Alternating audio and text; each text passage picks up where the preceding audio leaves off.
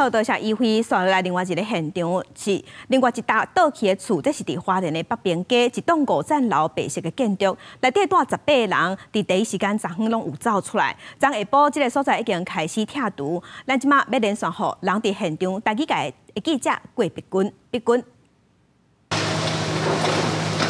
来关心花莲大地震的消息。花莲大地震昨早时8点的时阵发生了后，会使讲这个地震尾是一直发生哦。根据中央气象署的统计，这个地震尾到当时已经发生了300多层，会使讲是规暝拢一直咧摇哦。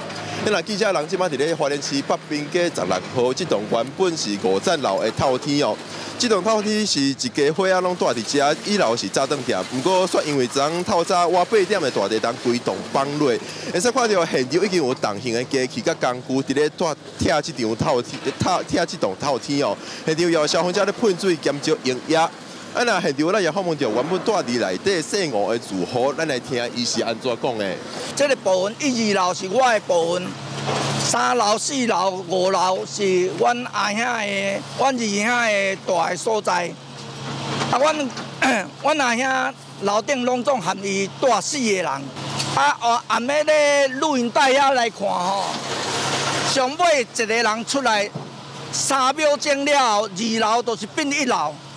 啊，我是沿2楼摔落来楼骹。啊，但是我第一个反应啊惨啊！我的查某囝甲我的囝婿是毋是去地啊？好佳在我有听到因的声音伫外口一直甲叫爸爸妈妈，爸爸妈妈。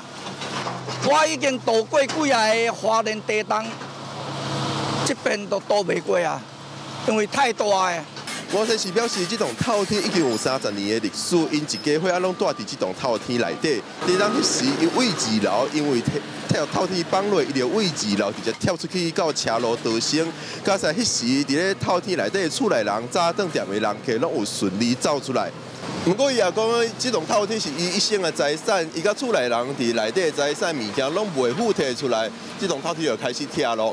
伊刷落来会使安怎生活？伊嘛望县政府会使来斗相共。以上是公视台记者伫咧花莲的连线报道。